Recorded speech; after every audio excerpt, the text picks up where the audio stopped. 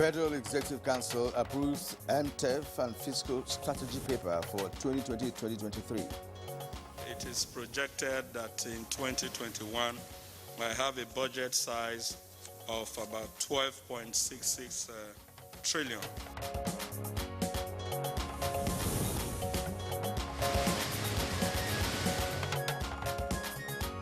Senate calls for removal of age limit in recruitment. Age limit is 23. We must now add the 13 or 14 years of embargo on employment to the age already earmarked for employment.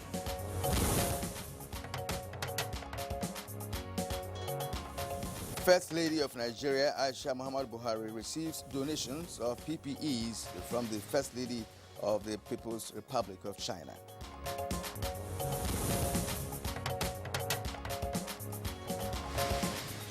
And on Good Morning Nigeria today, we return to COVID-19 with situational reports in the States.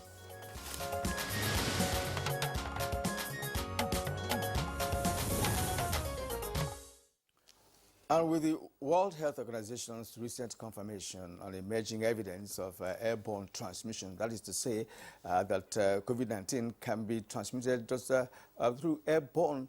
In fact, it's not necessarily going to be that someone has to sneeze or cough before you get it. It means that it's now airborne, but that has yet to be proved as we get on constantly, because now, as it is, there's no sound proof on that, even if the WHO has made such comment. Well, that's right.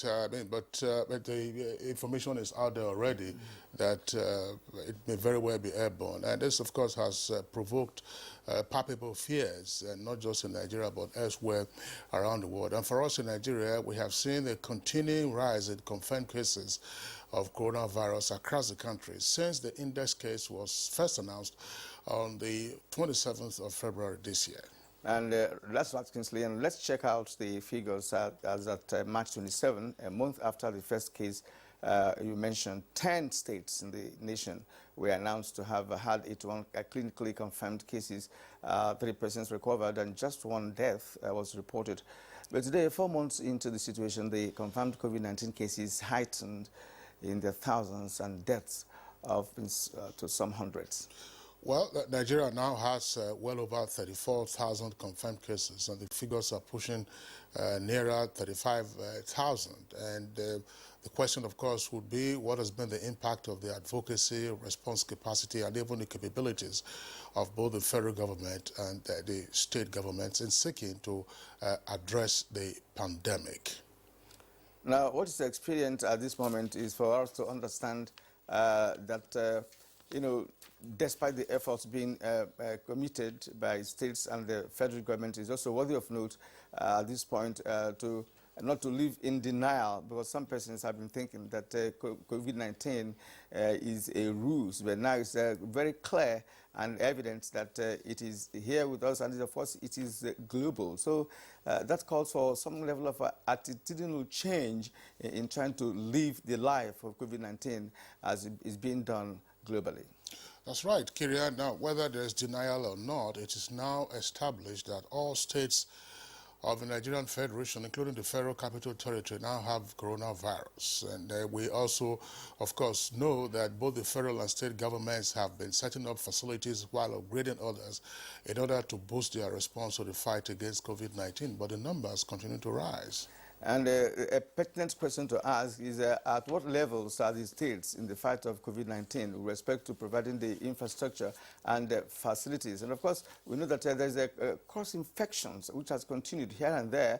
And of course, with the next new pronouncement on the virus transmission being airborne, that adds to the injury. Because I'm still concerned about this being airborne. When a disease is airborne, that means if you're moving, you could just get it. Absolutely, absolutely. Just like a chemical weapon, if it's dropped here in Nigeria, for instance, someone could inhale it from any part of the country. That's right. That makes it more interesting and even more potentially worrisome because the advice is wear a face mask when you are in public places. But when you are there in your private homes or not in a public place, what happens? And if the virus is airborne, because you can't stop the air or clasp the air with your hands. So that's a very interesting scenario that, of course, the experts will be taking a look at. We must also indicate that coronavirus has been such a slippery virus to contend with, whether in terms of the cure or in terms of treatment or even in terms of a vaccine or just understanding the general behavior of the virus itself. Well, of course, this is one in our series of reports from the states. We have covered as many states of the Federation as possible, and today will not be an exception as we try to interrogate what's happening in the states that we have chosen to focus on this morning. It's on that note we'd like to welcome you to Good Morning Nigeria. We're live on the network service of the Nigerian Television Authority. My name is Kingsley Osadolo. And I am Kieran Umaya. Let's also concern here, Kingsley, here that the rate at which the COVID-19 is rising in many states is explosive, if you ask me, because on a daily basis there's this increase in the number of cases that we have in states. And coping with that number is a huge responsibility of the states and, of course, the federal government. So, many thanks to you for joining us this morning on Good Morning Nigeria. My name is Kieran Umaya. We'll also be reaching you with the complimentary segment of the program. But for now, we'll bring you the news beat with Musbao Danwahab. All right, good morning, Kieran and Kingsley. It's interesting, that topic you have there, to look at the situation across the state. But now let's bring you the news beat. The Federal Executive Council has approved the medium-term expenditure framework and fiscal strategy paper for 2021-2023. The document projects 12.66 trillion naira as budget size for the year 2021 fiscal year. Minister of State for Finance, Budget and National Planning announced this while briefing newsmen after the council's meeting presided over by President Muhammadu Buhari. That we made based on these following parameters. Oil price benchmark of $40 per barrel. Oil production at 1.86 million barrels per day. An exchange rate regime of 360 naira per dollar. It is projected that in 2021, I have a budget size of about 12.66 trillion. Job hunting in Nigeria is faced with a complex web of challenges ranging from non-availability of openings to job racketeering. But most worrisome is that those qualified are sometimes denied by age limitation, a hurdle the Senate is trying to dismantle. The legislators are calling on the federal government to abolish age limitation as a criteria in recruitment. You find that somebody will finish his university at the age of 25. Then it will take him 10 to 15 years to get employment. For example, if the age limit is 23, we must now add the 13 or 14 years of embargo on employment to the age already earmarked for employment. This is a very good motion, and urging the Federal Ministry of Labour and Productivity to swing into action immediately. This might not be the best of times for the Niger Delta Development Commission, NDDC. Allegations directed at the way and manner its finances were managed have caused both the executive and the legislature to institute investigations on activities of the commission. National Assembly correspondent report that the House of Representatives has commenced an investigative hearing on the NDDC. The Federal High Court has sentenced a former executive director of the Nigerian Maritime Administration and Safety Agency, NIMASA, Captain Ezekiel Bala Agaba, to 7 years in prison for laundering 1.5 billion naira. Justice Ibrahim Buba, who gave a judgment, held that the prosecution, EFCC, was able to convince the court that the accused conspired with the former Director General to commit the offense.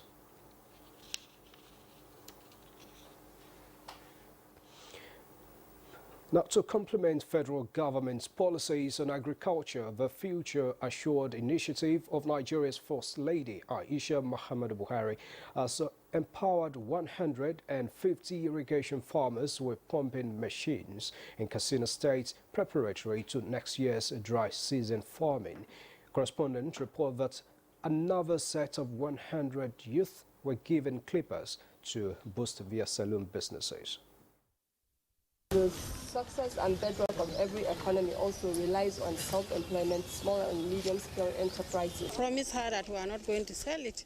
We are very, very grateful. Assuring everybody that this kind of gesture is going to be very effective to our farming system. And elsewhere, the First Lady of Nigeria, Aisha Muhammadu Buhari, has received the donation of personal protective equipment from the First Lady of the People's Republic of China, Professor Peng Liyuan, as part of China's support of fighting COVID-19 in Nigeria. The Minister Counselor of the Chinese Embassy in Nigeria, Zhao Yong, on behalf of the First Lady of China, presented the items to the representative of the First Lady and Senior Special Assistant to the President on Administration and Women Affairs, Hajo Sani. Today's donation is a token of friendship towards the Nigerian people, particularly the Nigerian mothers, children, and the young people. China and Nigeria are strategic partners. China will continue to support Nigeria's fight against COVID-19. The First Lady of China pledged and promised to do everything possible to support African First Lady in their fight against HIV and AIDS. With the emerging issue of COVID-19, she thought it very, very important for her to also look round to her sisters in Africa to extend her support. Health experts in the diaspora under the aegis of Nigerian Association of Pharmacists and Pharmaceutical Scientists in the Americas have urged the federal government to leverage on the coronavirus pandemic to ramp up indigenous production of medical and pharmaceutical products. This was while handing over critical diagnostic and personal protective equipment to the Nigeria Center for Disease Control, NCDC, in Abuja. NAPSCA is committed to partnering with NCDC and the government of Nigeria to further explore opportunities of promoting indigenous production of pharmaceuticals and then medical products. COVID-19 shows that no matter what, home is home. No matter where you go to, this is home. We urge others to do the same thing. Our role is to manage it and make sure it gets to the people that will need.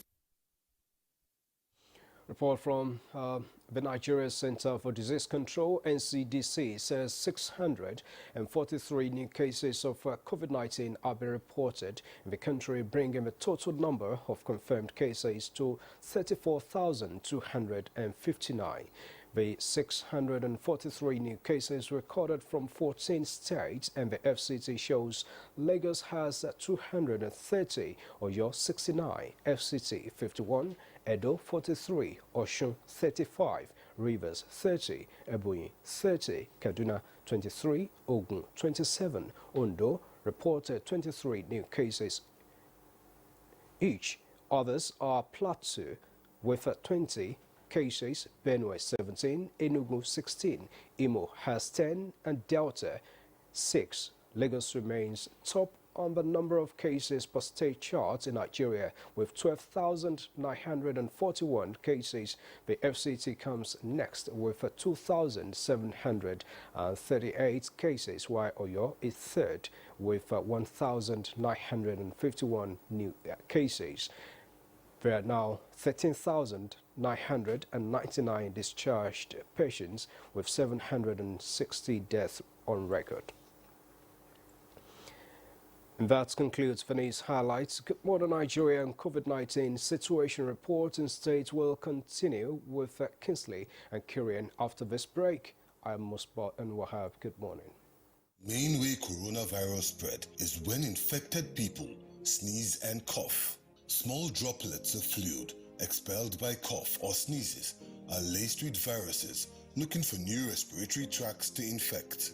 When a sick person sneezes around someone who is healthy, the virus can land in the nose, mouth, or even the eyes, causing an infection. Symptoms can include fever, cough, shortness of breath. Symptoms may appear within 2 to 14 days. Seek medical advice if you develop symptoms and have been in close contact with a person known to have COVID-19, or if you live or have recently been in an area with ongoing spread of COVID-19. This message is brought to you by the Nigerian Television Authority, NTA, Africa's largest. In this time of despair, our country, Nigeria, needs us now more than ever. We stand a chance to save our great country, Nigeria. A chance to rise up from this pandemic stronger and better. What will be the gain if we do not learn from other countries and observe the lockdown to stop the further spread of the virus? If we loosen our guards and allow this virus dome our very existence, then what have we gained? This is the call to every Nigerian to unite as one and stop the spread of this deadly virus. Stay at home and stay safe. Remember, the virus doesn't move unless we move. This message is brought to you by the Nigerian Television Authority, NTA, Africa's largest television network. Nigerians, let us take responsibility. Stay healthy, stay safe, and curb the spread of the virus. Take responsibility. The coronavirus spreads from one person to another. Let us avoid crowd gathering of any kind for any reason. Take responsibility. Avoid traveling from one state to another during these lockdown restrictions. Obey all the rules that are put in place. Take responsibility. Stop spreading fake news and unverified reports about the coronavirus. There is no known cure for COVID-19. Take responsibility. Observe all the measures that can help stop the spread of the virus. Together, we can do this, but only if we take responsibility.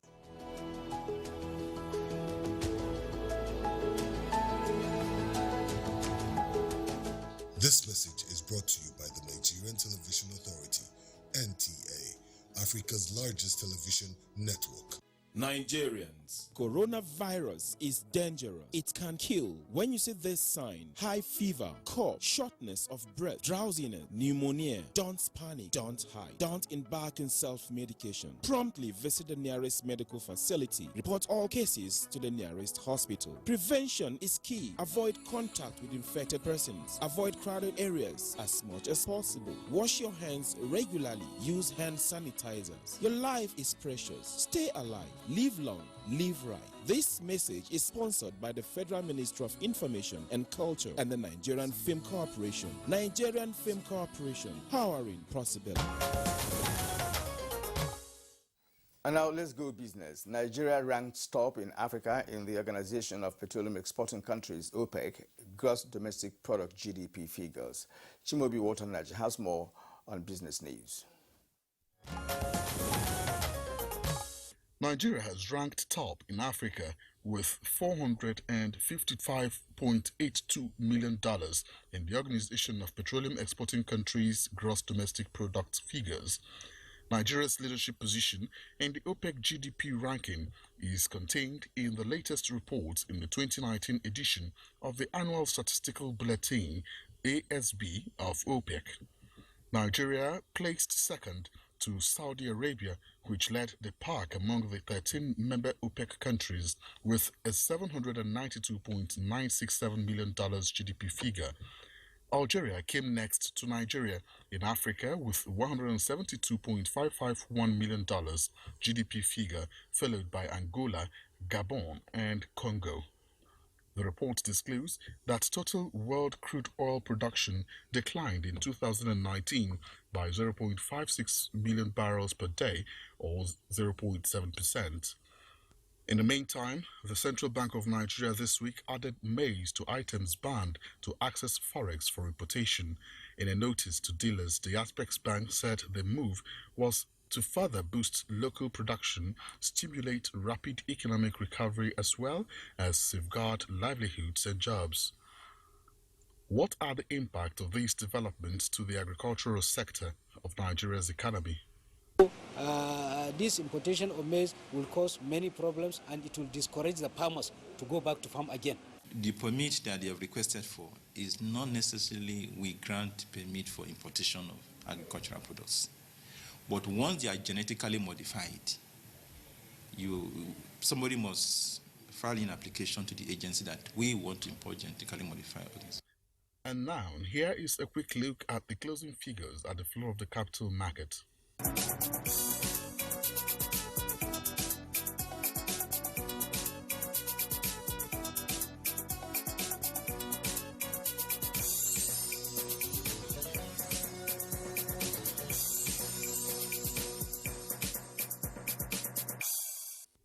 With business news, I'm Chimubi Walter Naji.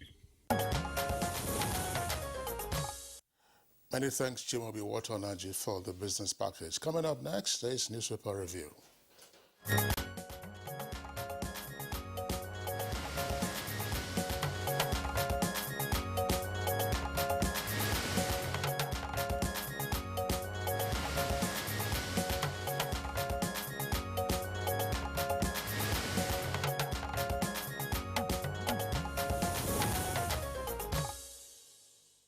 And our newspaper reviewer, Bayo Tebi, is already here with us in the studio. Bayo, good to have you. Good morning, Kyria. Thank you. Good morning, Kinsley. Right, Bayo, good to see you. All right, let's begin with the Nation newspaper. Above the nameplate, Zulum's 1 billion naira interest-free loans launched. That Zulum is actually the governor of Zamfara State.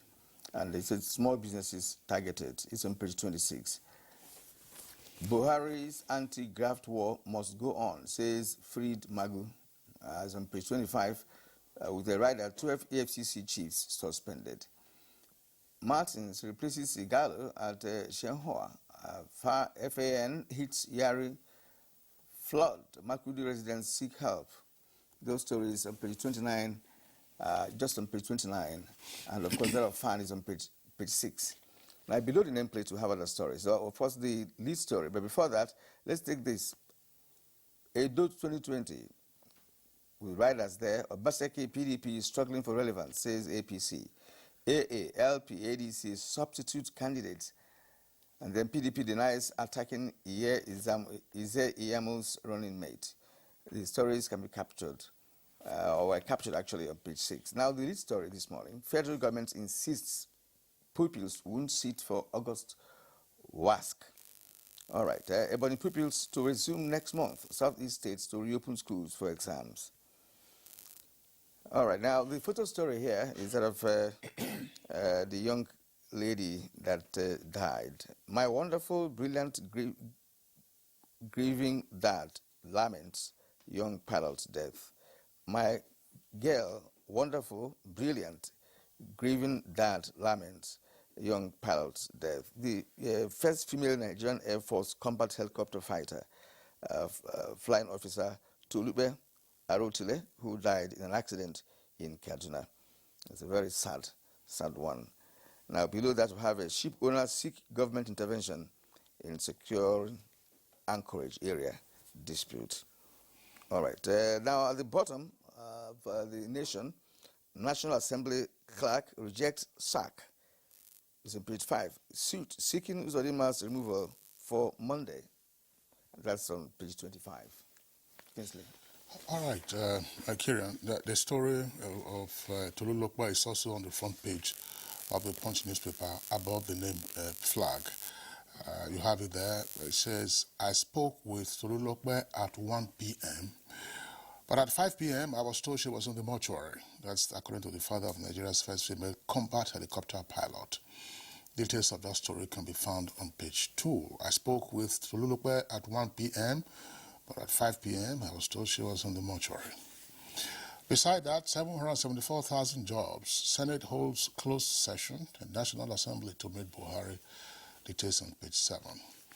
And the late story is on WASC resumption and populist resumption. Southwest states, Ebonyi and Cross River on collision course with federal government. And there are 3 riders to that. Southwest states ready for WASC, proposed August 3rd for SS3 resumption. It's not safe for schools to resume yet, federal government insists. And WASC consulting other West African countries on WASC date. That's according to the minister. Now, again, Rufai, monarchs and others meet on southern Kaduna killings. You see the photograph there from some of the attendees at the meeting. I didn't sexually harass ex-NDDC managing director. This is according to Akpabio. Godswill Akpabio is the honorable minister in charge of Niger Delta Affairs. I didn't sexually harass ex-NDDC managing director because there was a report earlier about the former NDDC managing director claiming that she slapped Akpabio when he tried to sexually harass her. The details of the slap were not disclosed in the story anyway. Now, 15 officials behind 5.7 billion naira missing pension fund. That's in Niger. Details on page 12. UK frustrated air peace attempt to evacuate Nigerians. That's according to Onyema, Nigeria's Minister of Foreign Affairs. Police release Magu. And Buhari suspends 12 EFCC directors. Page 9. Gunmen kidnap NIS official, that's Immigration Service official, his wife, and kill sister-in-law in Nasarawa State. That's on page 8. All of this took place in Akwanga, and the persons are related to former Information Minister Labaran Maku. Wadume, that's the kicker. Court admits Taraba policeman's confession as exhibit. That's page 12. Bayo. Well, let's start with the sad note on the death of Tululope Arutile. President Muhammadu Buhari and Hajia Aisha have both expressed agony over the death of Nigeria's first combat helicopter pilot. The president acknowledged her outstanding contributions in the war against terrorism, banditry, as well as contributing to eliminating criminality through her combat missions. The president has condoled the family of the 24-year-old combat pilot, as well as the people and government of Kogi State. The Chief of Air Staff, Air Marshal Sadiq Abubakar, has condoled the family and also has lamented that she will be missed. She was inadvertently hit by a reversing vehicle of her former classmate. They were attended Nigeria Air Force secondary schools together. So when she saw her, she called her attention and wanted to greet her. Unfortunately, she suffered severe head injury, so much so that the father spoke with her at 1 p.m., but by 5 p.m., she was already in the mortuary. Hajia Aisha Buhari has described her as an intelligent young woman who is, in fact, a huge potential and also represents the potentials of Nigerian women and our Nigerian youths. There's no doubt, Bayo, that that's a very huge loss, you know, not just to Nigeria, but to the Air Force, you know, authority, you know, who has produced such a person, such talent and gift, right? And, you know, to have a combat helicopter pilot is not an easy one. It's not an easy one because it may pass the class works, but when it comes to the practicals, you know, it will be very difficult. But for her to do all that and sail through, I mean, it's a huge development on her own part. Today we have lost her. It's really you know, touch and There were 2 of them that were winged last October. One fighter pilot and had a helicopter combat pilot. And she has run several sorties and missions, particularly from the base Operation Yaki, had a base in Mina, Niger State. It's a very sad development. Yeah, very, very sad. It's a specialized field, actually, for military personnel. And to have lost her in the circumstance that it all happened, it's pretty sad. I mean, it's just 24 years. It would have been 25 in December. When I saw, start quoting her friends. Yeah, absolutely. I mean, once I saw those additional details, you have cold sweat pouring out of your body almost instantly. Yeah, I mean, she could have been our daughter. And so our hearts go out to the family, and indeed to the Nigerian Air Force. This is a huge loss. Just to say, look at how much it costs to train an officer of that nature.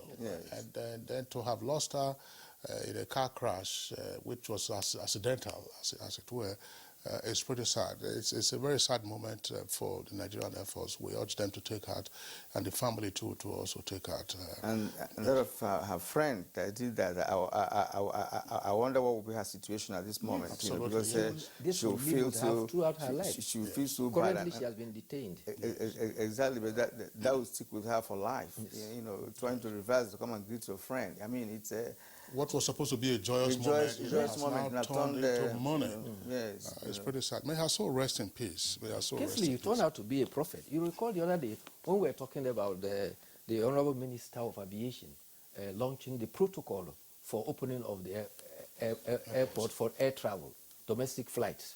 And you said that the challenge is that our VIPs will be the ones that will float it. Yesterday, the Federal Airports Authority expressed considerable worry that the Alhaji Abdulaziz Yari, former governor of Zamfara State, had refused to have his luggage decontaminated, and in fact, he is alleged to have pushed away the environmental officer who was trying to do that at the airport. The Federal Airports Authority has expressed serious concerns and worry about that the protocol are put there for public health purposes, and there is no exemption for anybody. And they expressed their worry and recall that they are called on the Honorable Minister for Aviation to also help the situation whereby officers who are there doing their legitimate duty will not be inadvertently assaulted because they are carrying out their duty. Well, if I'm the officer in charge, I'll make sure he doesn't board any plane. He wouldn't board. He wouldn't board. Exactly. I mean, if you're a VIP and you want to join a public air transport, you obey the protocol. If you don't, you go and get your own private jet and fly. Because, in fact, if such continues, then where are we going? It means that we are becoming a lawless nation. If someone who has been a governor of a state, who knows what the law says, will come and now openly to say, look, I'm a VIP, you don't touch me or decontaminate my luggage, then it's a high level of indiscipline, as far as I'm concerned. Well, Kieran, I'm with you on this. And Bayo, as you rightly observed, we had mentioned that the breaches with the Nigerian big men and women will be the major challenge at the airports. Now, the former governor says it's a VIP. The next thing you would hear will be the security men or the aides to such big men when they arrive at the airports, especially when they are armed, and you try to make them observe the protocols. The next thing is, of course, they will roughen up those individuals. I think there should be one additional disappointment that we should express on this occasion. Why would FAN be expressing worries? Why would FAN be expressing worries? Look, the report of that incident should go to the police, and then the police should take appropriate action. When you you said you pushed away an environmental officer who was going to decontaminate the luggage. That is assault in law. Exactly. It's assault. It is not only when you slap somebody, or you can. Well, of course, if you try to slap somebody, that's also assault. But when you actually slap, that's assault on battery. If you shove the person, you had no right to do that. And of course, you can say it's a misdemeanor, or the judge may have a lenient view and say subject the person to community service upon conviction and make him sweep the lounge, or be mopping the floor, at peak period, so that every passenger who's coming and going will see the individual. I think the Federal Airports Authority must put their feet down. Anybody who refuses to subject him or herself to the protocol should not be allowed to travel. It's as simple as that. If you are a VIP, congratulations. Boris Johnson, the Prime Minister of the UK, is a VIP, had coronavirus. Yes. And he went to public hospital. Absolutely. Coronavirus respects no VIP. So when you don't obey the laws or the rules this way, how would you expect those who are lower the wrong to also respect the rules? Exactly. Well, the other matter of that Kilian you read earlier on was the National Assembly Service Commission has directed that all officers who have spent 35 years in the service of the National Assembly or who have reached the age of 60 should proceed on retirement. This was a circular issued by the executive chairman of the National Assembly Service Commission, Ahmed Amski. However, The revised condition of service had generated some controversy. It will be recalled that a couple of weeks ago, the head of service of the Federation had advised that the salary structure for the members of the National Assembly, which was different from the civil service, was illegal. She accordingly also advised that the status of staff of the National Assembly is similar and the same with civil servants of the Federation, and the retiring age is 35 years in service or 60 years of age, whichever comes first. But the clerk of the National Assembly has replied in a memo, advising all members of staff that are affected by the pronouncement, the circular by the chairman of the National Assembly Service Commission, to disregard that circular. He says that the 8th National Assembly had approved the condition of service of the National Assembly. There is a letter that was purportedly written by the Speaker of the House of Representatives. He has renounced authorship of that letter. However, the Parliamentary Staff Association of Nigeria, which initiated all this, says that the current Senate President, while acting as majority leader in the 8th National Assembly, and the current Speaker, who was also majority leader in the House of Representatives, both proposed that condition of service and presented it when it was passed as a resolution. So these are the nuances coming from it. Very quickly. You know, sometimes you see that in Nigeria, every position becomes a chieftaincy title. To say you must hold on to it, you know, until something happens. There would have been no difference. No, your conditions of service cannot diverge from the principal law from which you derive the authority to make those conditions of service. The head of civil service of the Federation already spoke about the federal civil service rules, which govern all of that. That's one leg. Second leg, there are also the constitutional provisions. You are a public servant in the first instance. So you cannot now make conditions of service or seek to benefit from conditions of service that override the provisions of the principal law or the frontiers or rigor of the country. Now, that's one leg. Is the National Assembly existing in are they on their own? Are they operating on their own? Good question. No, there's a law. There's a law. That's right. Guiding civil service in Nigeria. So because you work at the National Assembly does not make you a super civil servant. So if you get 60 to 60 years, you will not retire because there is a provision made by the National Assembly. Under your conditions of service. And just this last point, so that you can take the editorial. Look, the National Assembly Service Commission issues a directive, and the clerk says, no, the staff affected should not obey it. The National Assembly Service Commission is your employer, so you are now giving directives to your employer. I mean, what makes your appointment statutorily flavored is because you are employed by the National Assembly Service Commission, and it has given you a directive. You are saying you are countering that directive. I don't know what... no, I think it's, the entire thing is meaningless coming from the clerk. It's totally meaningless. Let's go to the editorial bio because of time. Deepening national unity through NAFEST.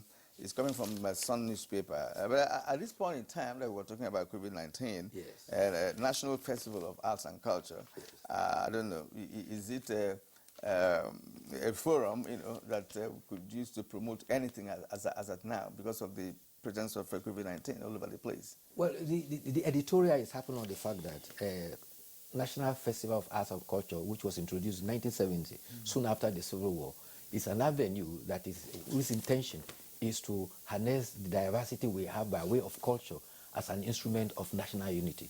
Granted that the ongoing COVID-19 has brought everything or slowed down everything, the National Council of Arts and Culture was able to put in what they call a drive-in Arts of Culture last Sunday. And that was very attractive, and people benefited from it. And the editorial is happening on the fact that the proposed National Festival of Arts of Culture, which is scheduled for Jos, Plateau State, should be seen as an avenue to take up the challenge of our diversity, which oftentimes becomes our Achilles heel and causes division rather than uniting us. And he's saying that we should use culture as a vehicle of purpose of national unity. Well, that's not new, actually. You know, obviously there are so many festivals, you know, in this country, you know, that have been bringing cultures together. some are competitive, some are just for, purpose of festivity and what have you. So, of course, you were talking about that of 1977, that brought Africans, to Nigeria. That's Festac. I was talking about Festac, yes. National Festival 1970, at the end of the National Civil War. The purpose was to bring everybody together for the purpose of national unity and reconciliation. It's okay. All right, well, that's it. Baya Tebe, we'd like to thank you for being around. Wet morning in the Federal Capital Territory. Yes, it's the kind of rain that you find in Port Harcourt and Warri, and you say, okay, I'll wait until the rain ends, and it never ends for throughout the whole day. It's around 2 a.m. That's right. or thereabout. Amongst Benin people, we call it Ugiewekon. Ugiewekon. That is the road that is go all day through. No, well, yeah, that's it. Stops, it comes, it stops, it goes, it comes. So it doesn't allow ghosts to browse. I'd like to thank you for being around. Thank you very much. See you tomorrow. Okay, it's Good Morning Nigeria live on the network service of the NTA. We're taking a short break now. When we return, situation reports with regard to COVID-19 from some selected states. The coronavirus, also known as COVID-19, is spreading at an alarming rate all over the globe, including Nigeria. With the number of infected persons in Nigeria increasing daily, prevention is better than cure. Coronavirus has no cure. The virus spreads from one person, who affects two persons, and by the time the affected person is isolated, the two persons have affected four, and it keeps spreading. You must take preventive measures to save yourself and that of the people around you. Always wash your hands with soap and water.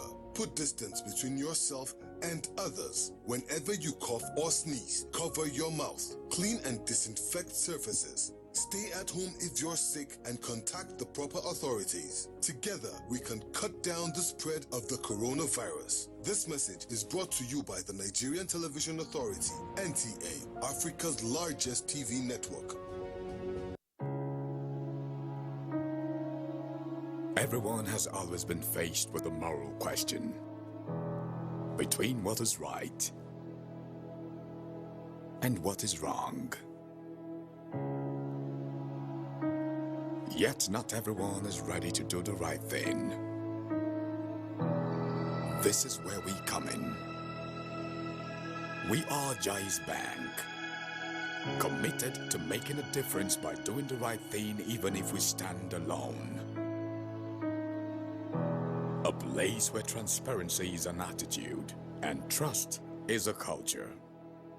A place where profit is shared and losses borne together. At Jai's Bank, we support you to shape a better tomorrow, a partnership to birth your dreams. Jai's Bank, for a better life. Welcome, dear. Have you washed your hands? Inside my house again. This thing not the key black man. I don't know if it's misinformation or poor hygiene that will kill you first. Coronavirus is real, and good hygiene practice will save your life. Anyway, no hand washing, no eating. I will not take care of it. How's one of the parents?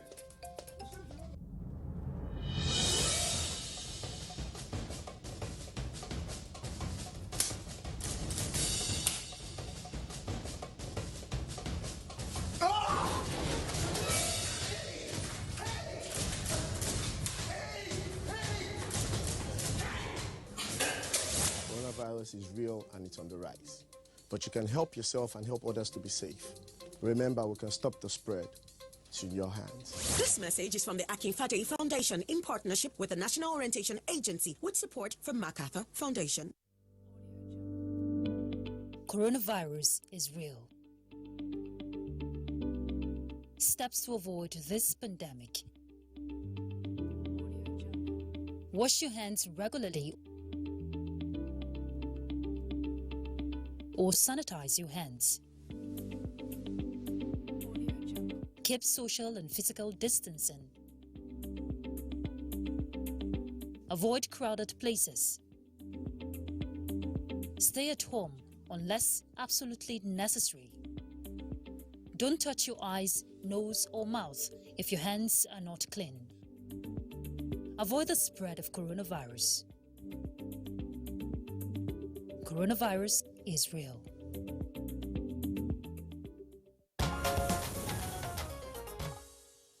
You're watching Good Morning Nigeria live on the network service of Africa's largest television network, the Nigerian Television Authority. Today, we are returning to the situation reports from the states, and as a prompt for that conversation, let's join Abdul Malik Adio for this background now.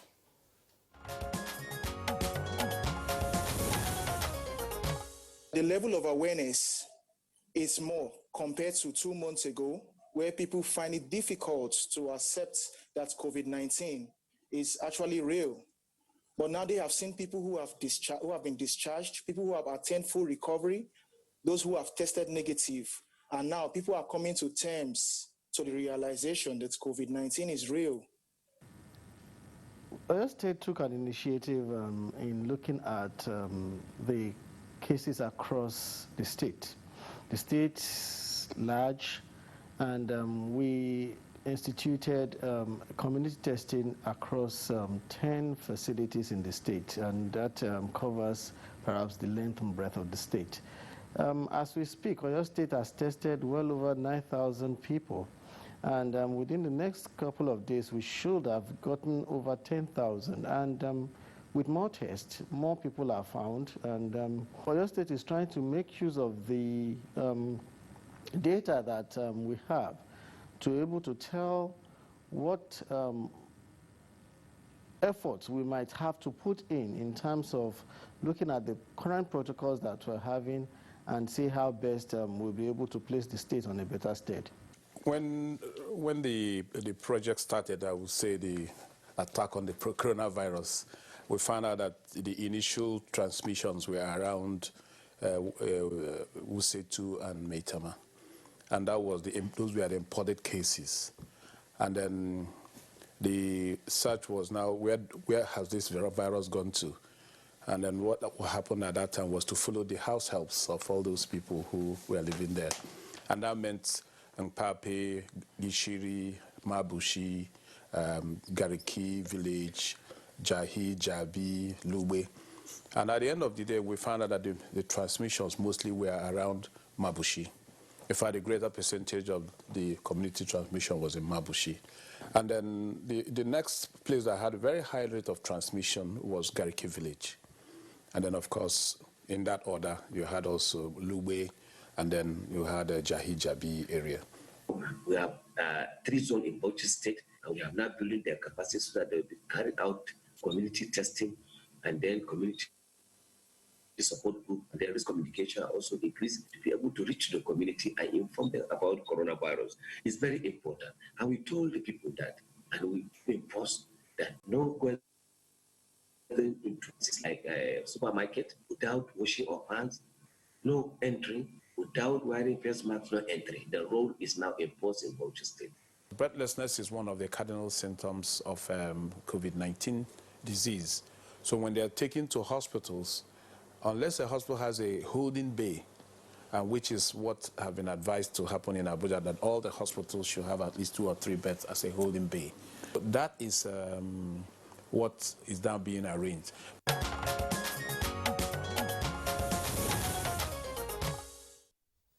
And now to discuss the topic this morning with us here in Abuja, we have Dr. Mohammed Sheka Balogu.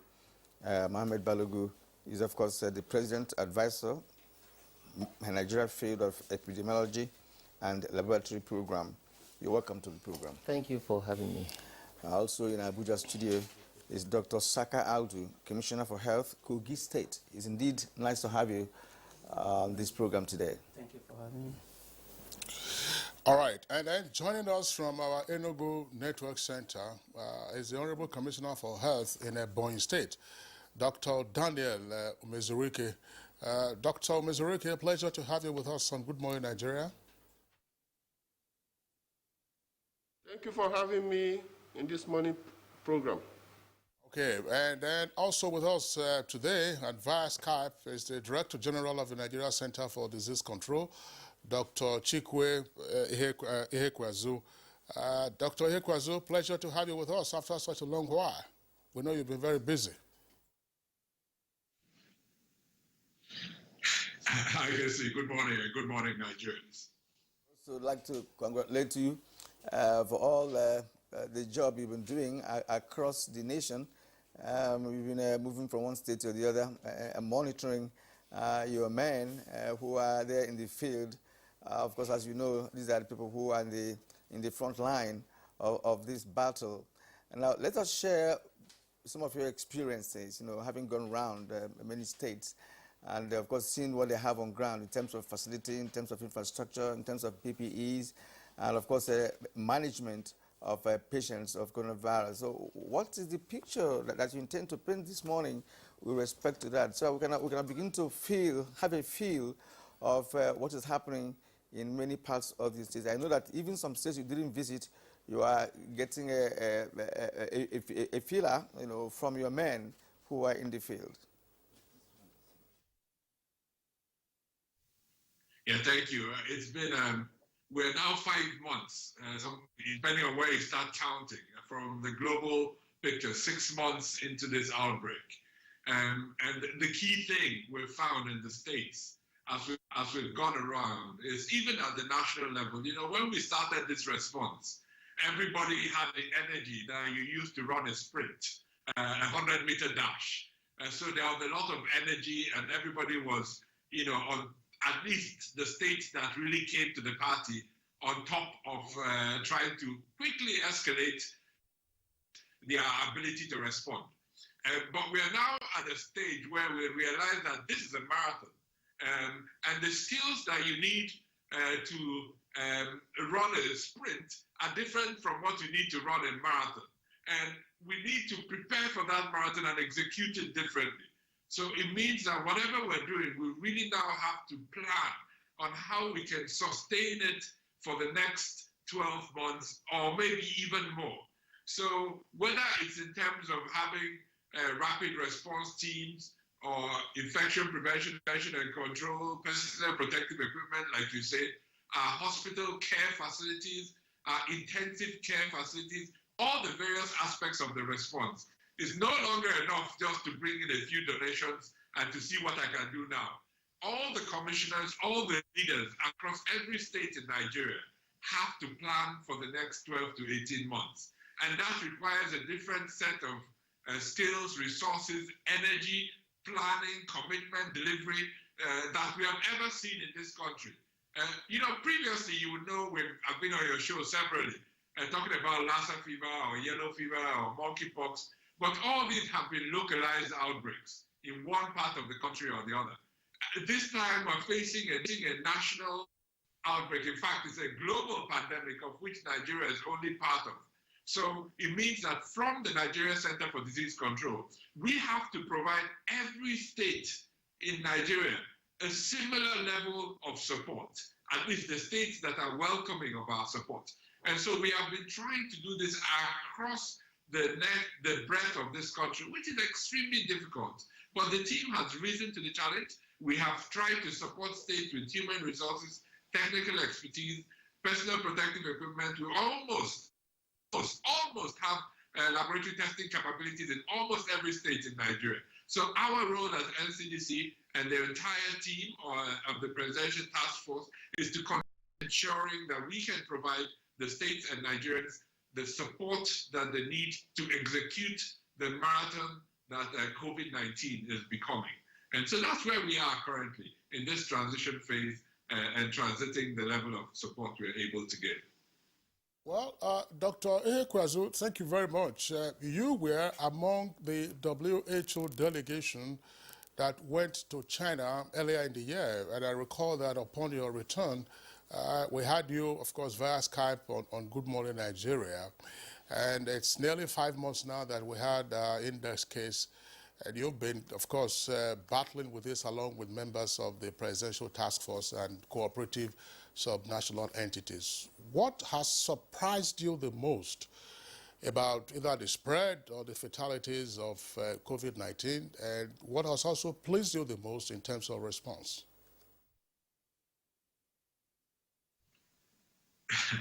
So thank you very much. Yes, I very much remember that program and how we were trying to look into the future. Who would have thought that we're where we are today?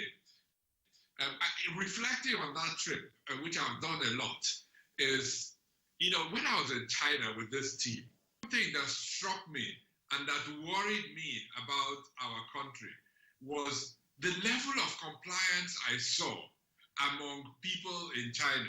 You know, I was in China with the team for, I think it was 10 days, and throughout that 10 days, I honestly did not see a single person not wearing a mask. I didn't see anybody, whether it's on the streets, in the hotel, from a distance, everybody was wearing a mask. So there was a level of compliance that was achievable in China that I worried that if we had this here, we would not be able to achieve. And that has proven right, because people, it's just so difficult to get ourselves to understand the risk of a small virus that nobody can see and how dangerous it is. But I think over the last few weeks, we are slowly making progress. I hope that we don't need to see the level of death that we have seen in other countries for us to realize that this is indeed a very serious outbreak and we need to respond as a population. The second part is also something I saw, is the level of dedication and diligence that healthcare workers need to have in order to manage these cases. And I worried that our response architecture, both on the public health side and on the clinical care side, was not prepared for a big outbreak. Luckily, we've had a lot of cases, but we've not really had the scale that we feared would happen. My point here is that we still have an opportunity because we are not out of the woods. Every healthcare system should not only be able to provide for what its patients need now, but also what we will need if there was a big outbreak like this. So we have been ourselves from the federal government side trying to invest, but also supporting and asking every state to invest in intensive care capacity. It's not just about beds. We need to employ and train anesthetists and intensive care nurses, because really, people talk about ventilators as if a ventilator itself is going to save anyone. It's really the ability to use these oxygen concentrators, these ventilators, that are really going to save the critical people.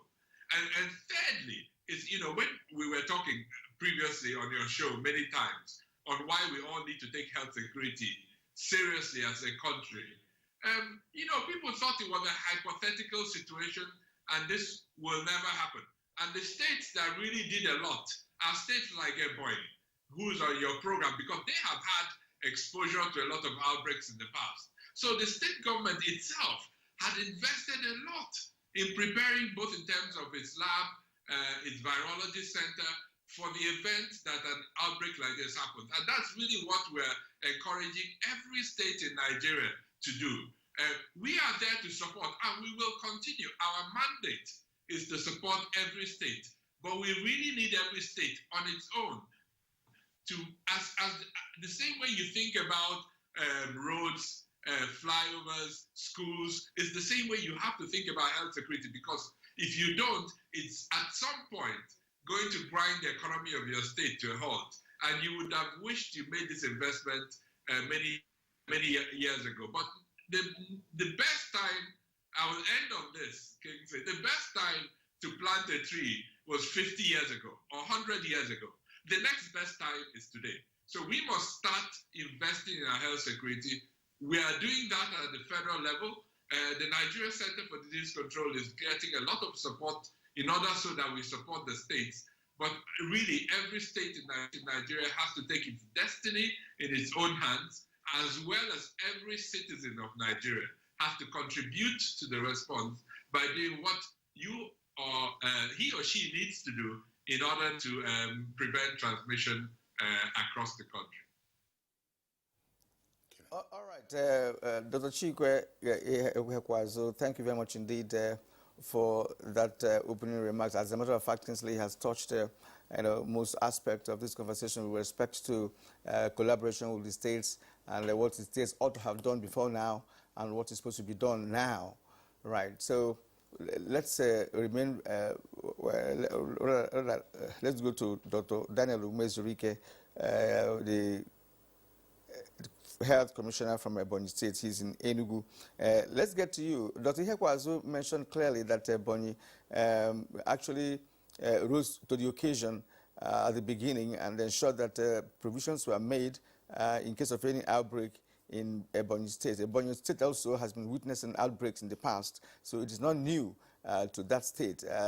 Hence, you made elaborate efforts initially to see how COVID-19 can be contained.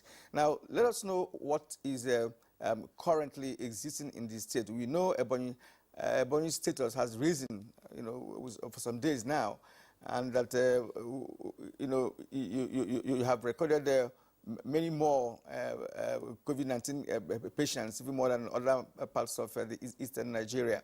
Now, let us know what is happening with respect to the provisions you have made, the infrastructure, the facilities, treatment, and what have you. Just bring us up to speed with what's happening in Ebonyi State with respect to COVID-19. Good morning, Nigerians. My name is Dr. Mezruke Daniel, the Honorable Commissioner for Health, Ebonyi State. And my opening statement is to say that mankind is at war with this strange disease, COVID-19, and we are fighting an unknown enemy. And with respect to Ebonyi State, the situation report as of today is that we have recorded 646 confirmed cases. We also have managed successfully 532 cases managed and discharged. And we have 106 active cases still on our treatment, either in the isolation centers or in the home isolation. And unfortunately, we have lost 8 cases. And I want to say and put the records straight that this strange disease has 3 peculiar characteristics that has made it very difficult for mankind. One is that it spreads very fast. 2 is that it's one of the few diseases that can be transmitted at incubation periods and also asymptomatic carriers. And 3 is that it's one of the few diseases also that can reinfect somebody after being exposed to it and suffering it. So these are the things that has made COVID very outstanding, very dangerous. And all has to put our hands on deck to ensure that we overcome this pandemic. With respect to Ebonyi State, I would say that our response has been in 3 phases, and the 4th phase will come post-COVID, because behind every tunnel, there must be light. We are hopeful that one day the solution will come to COVID. But for now, the 3 phases has been when the cases were recorded in China, Wuhan city in Hubei province of China, on 31st December 2019. And when it was devastating the places that it has spread to, proactive, hard-working, wonder-working governor, His Excellency Chief Engineer David Umahi, we were chatting one day, he said, this disease is going to be a problem to the whole world, because he's a man that functions as if he sees tomorrow. So, we took it seriously, and by 30th January 2020, the WHO declared this disease a disease of public health importance of international concern. And on 11th March, it was declared pandemic. So the thing continued to spread. So within that period, Nigeria has not recorded any case, but we have started doing something. We have put in place a lot of measures to ensure that we don't even have any case. And peradventure we have any case, that we are on top of our game.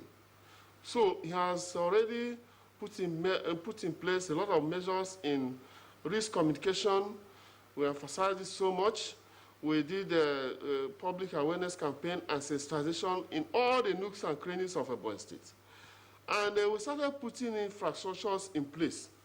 He started constructing, the isolation centers, both the one in the Unity Square, that's a 50-bed capacity isolation center, the holding center in Feta 2, that is a 50-bed capacity holding center, where somebody suspected can be kept and tested. And if you test positive, you'll be moved to another facility.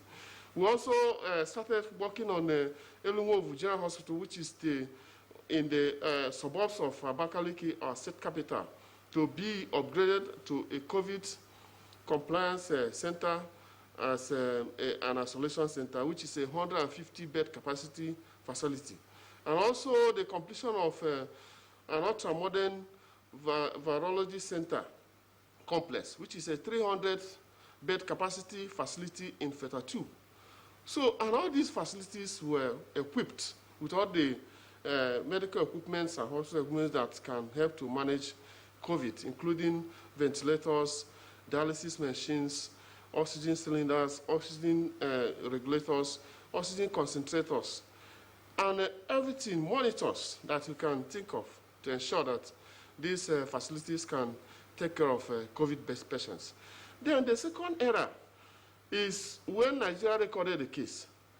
We have to change our strategy, because this is a disease that is just like the general population, that no cap fits all. So there's no system, there's no strategy, there's no approach that can adequately take care of COVID.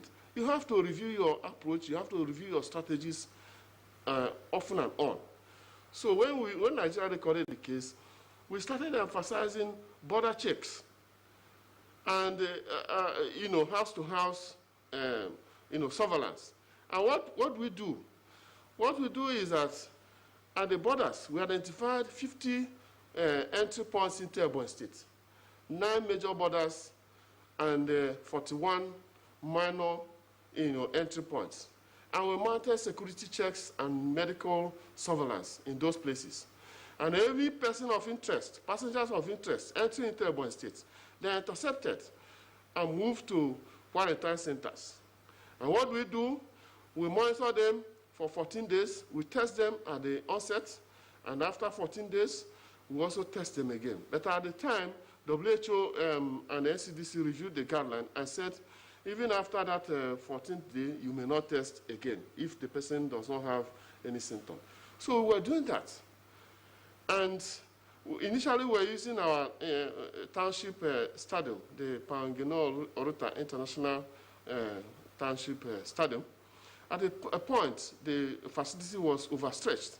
And His Excellency, our dear Governor, Chief Engineer David Umahi, in his wisdom, decentralized this quarantine center to 39 quarantine centers of 3 in each local government areas. And we're using 3 development centers in this regard. So we're doing that. Also at the time, because of the pressure, we also started recording community transmission. So we also have to review our system, we have to review our approach, we have to review our strategy. And we now said what the best now is targeted active case search.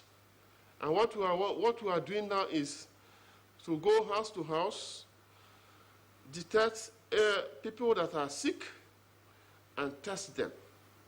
The people that are not sick, we also educate them. Dr. Mezurike, thank you very much there for your opening salvo. We'll return to you in the course of the conversation. Let's now come to our Abuja studios, where we have Dr. Saka Audu, Commissioner for Health in Kogi State, as well as Dr. Mohammed Balogun, who was earlier introduced, is a resident advisor of Nigerian Field Epidemiology. Let's begin first here in the studios with Dr. Saka Audu, Honorable Commissioner for Health in Kogi. Doctor, for a long time, Kogi was not just a state of interest, but also a state of curiosity with regard to COVID-19. We had all kinds of stories. At some point, we were told that Kogi had developed an app and that Kogi didn't require NCDC. When NCDC officials came, there was an attempt to forcefully quarantine them. They had to return to base. Some persons have died, and even without an autopsy being performed, they were told that those persons died of natural causes. What is the reality now in Kogi? Thank you very much. I want to start by correcting the impression that Kogi State declined the involvement of NCDC team. Indeed, we are a state that occupies a very vantage position on the map of the Federal Republic of Nigeria. Kogi State is a central passage for all commuters from the 6 geopolitical zones in Nigeria. By virtue of that, we have had our own fair share of disease outbreaks in the past. Even this year, we have had up to 31 cases of Lassa fever. We have had yellow fever in 2017 in Okoleke axis, a disease that was initially captured as an unknown disease. And when we went there, we investigated with our health development partners. We discovered it was yellow fever, and the speed with which we resolved and controlled the epidemic at that time was considered a 21st century approach. So we are a state that has rich history in management of infectious diseases. Before February 27, when Nigeria recorded the first case, we capitalized on the existing Lassa fever structure, and we commenced sensitization then, when other states were still boasting and thinking the disease will not enter Nigeria. So our approach has been that of an indigenous approach that take into consideration the peculiarity of our location, the peculiarity of our people, the peculiarity of our resources, and the peculiarity of our economy. We did not follow the mass, the situation in Nigeria where people were actually importing foreign strategies that were developed for first world countries that could not be implemented in Nigeria. You could all see it. We're dependent on our own protocol. We look at the situation, we design protocol, state-independent guidelines and protocol that was tailored to reflect the peculiarity of our region, of our people, as I've said earlier. So that has helped us significantly.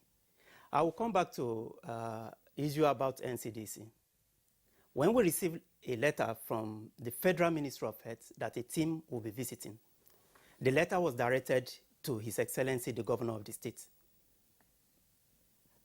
In his own usual gesture, in his wisdom, he decided to receive the team himself, receiving civil servants. He came down to receive the team. That is how humble His Excellency, Governor Yahaya Bello, is. As at that time, we were 100% sure that Kogi was clean. As part of our strategies was to stop people intruding from hot zones, of which FCT was considered a hot zone then. And before the arrival of this team, NCDC did declare that they have had several of their staff infected. So His Excellency only requested that if this team could be tested, they said they were going to stay for 2 weeks in Kogi, and they are going to be moving from one local government to the other. So they were requested to at least test themselves or bring evidences that they are clean, or to be subjected to 14 days self-isolation. Dr. Saka, but they declined all this. No, I'm just going to the I understand, to the genesis of the. I would like to pause you here, okay. Presently, because I'm happy you have cleared the air, on the issue of the way the government had to deal with the NCDC staff that was sent to the state, which of course every Nigerian condemned, because these are highly placed professionals, and that the state asking them to come and they get quarantined or get tested before they carry out their legitimate functions, is unbecoming. That has been established, and I'm happy you have said it here.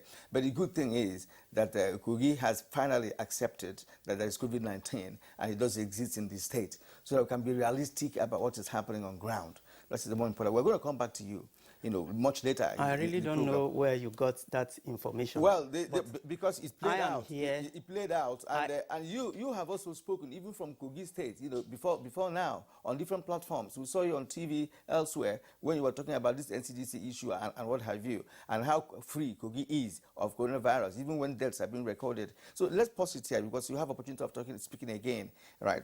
Let's bring in our friend here, Dr. Mohammed Saka Balogu.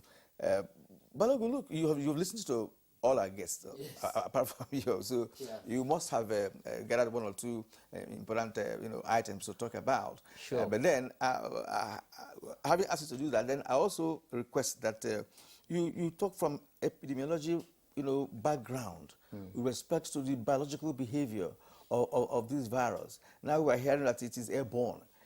And if it's airborne, of course, you know how dangerous that is.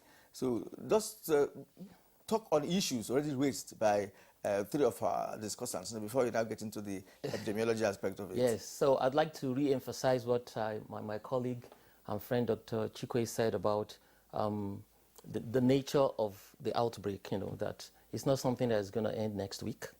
We should be prepared for a marathon. It's not a 100-meter dash. It's not a short walk, it's a hike. So we should be prepared for that. So because of that, we can't afford to have what I call pandemic fatigue. We can't see the finish line yet. So we can't afford to have the fatigue, because I can sense that a lot of people are not adhering to those measures that will help us to stop, the transmission of COVID-19 in Nigeria. We can't afford to have that at this stage. We need to adhere to all those things. Social distancing, hand washing. Otherwise, we can't get out of the situation.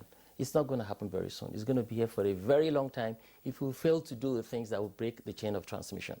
So we have to do a lot more work in terms of, raising the awareness of our people, making them appreciate the risk involved. I've told a lot of people that the COVID-19 pandemic is not just a public health emergency. It's also an economic crisis. If you don't deal with it, the economy will be crippled, it can't move. So the earlier we get it out of the way and reboot our economy, the better. And the only way to do that is to adhere to these things. And of course, NCDC, the PTF, and the partners supporting government are trying their best to put in place the things that will help in terms of ramping up the testing capacity, conducting contact tracing, expanding our capacity for isolation and treatment in the hospitals, at home, in the community, and the rest of that. But as individuals, we have a great role to play. Nigeria is not like China, where adherence to a large extent can be coerced. Nigeria is a democracy, so we really have to appeal to our people, make them appreciate the risk so that they can, adhere. That's one thing. The other bit is, he said something about preparedness. One of the things that determine the success of a response to an outbreak is preparedness. You need to have put a lot of things in place. It's a lesson we keep learning over and over again. What I hope this time around, we'll be able to build that lesson into strengthening the system and preparing for future outbreaks. During Ebola, one major lesson we learned was the state of surveillance and healthcare in West Africa. It was a very fragile system that collapsed within just a few weeks of the outbreak. The lesson that was learned is that we have to, invest in building the capacity of our people to detect and respond to outbreaks, but also strengthen the system as a whole so that we can better, deal with situations like this. So that part is also very important. So as we are responding to this outbreak, those lessons we should start building them into what we are doing. So it's like you're traveling, you are building a boat as you are sailing in it. So we have to make sure those things are there. Otherwise, the outbreak will be over, that sense of urgency is gone, and we'll go back to square one, waiting for the next outbreak to come. And nobody knows how it's going to be. Nobody expected that this outbreak would be like this. So nobody knows how the next one is going to be. It might turn out to be worse than this. And all those things that lead to the emergence of these new viruses are there. We're still doing them. We are destroying the forests. we are intruding into the ecosystem of animals. We're increasing the interface between humans and animals that leads to this interspecies jump. This virus came from animals, like Ebola came from animals, like HIV came from animals. The vast majority of the new diseases that we're having are coming from animals. So most of these things that have led to the emergence of new strains are still there. So we have to pay a lot of attention to those things and be prepared for a future outbreak. Okay, Dr. Balogun, thank you very much. I'm tempted to return to Dr. Saka Audu. You were, while explaining, you talked about the peculiarities of Kogi State and the peculiarities of the environment, the culture, and therefore the peculiar response that the state had as against what you refer to imported first world models that didn't quite work. Could you let us into these peculiarities? Thank you very much. If you look at Kogi State has about 4.6 million people. 70 to 80% of our populace are informal workers. Only about 20% are salary earners from local governments, federal government, and the state government. So if you decide to lock the state, to impose lockdown, total lockdown, the hardship will be considerable. We did it. We were forced to, among the first states to impose certain restrictions, and certainly were the first state to relax those restrictions, having confirmed that it was not going to be sustainable. So if you lock down a particular state like Kogi, the people, as I've said earlier, are informal workers. People like me and other government workers will rightfully expect their salary to be running. But these people, who pays them?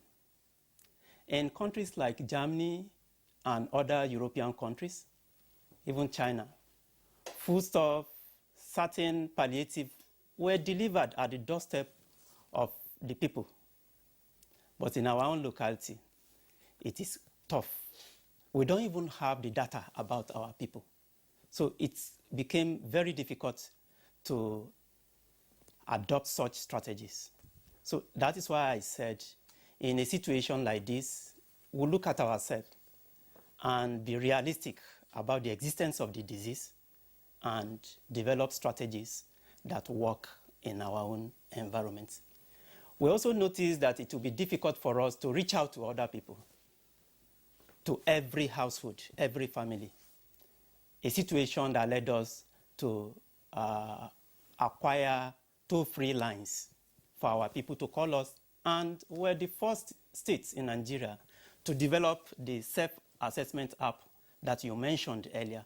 I am happy now that even Federal Ministry of Health, the NCDC, and a few more states have adopted the same strategy after initial criticism. So Kogi State has actually... Which strategy now? Self-testing? Self-assessment. If you go through the app, you'll be asked a series of questions of which you provide the answer. So that from our own end, we can know your situation and pick you up for assessments.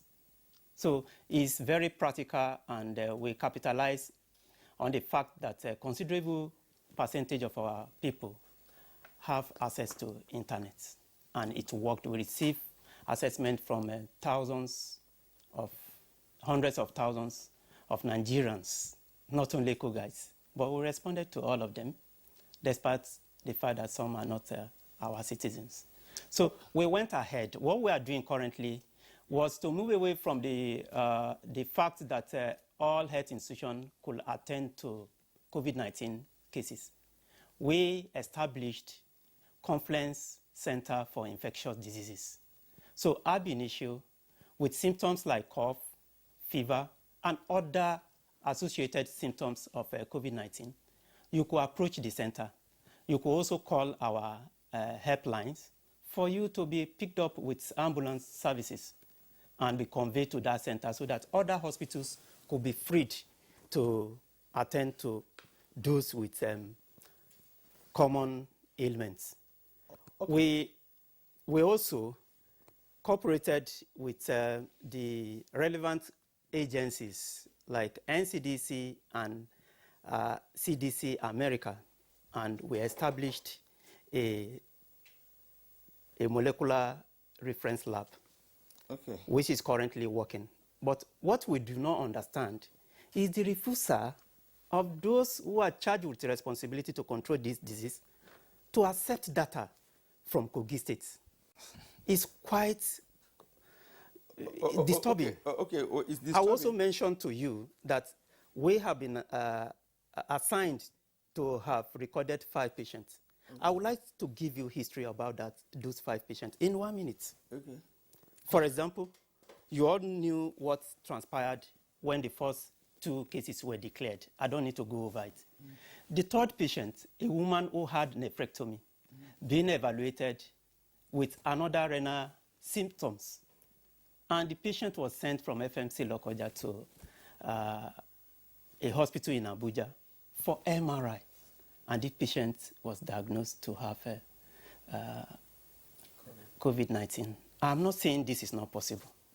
But what really baffled me was the fact that the woman's son requested that 2 samples be taken and cooperated with the laboratory scientists that took the sample. 2 samples were actually taken. 1 was labeled in accordance with the patient's data, and the other one as if a patient was coming from another state.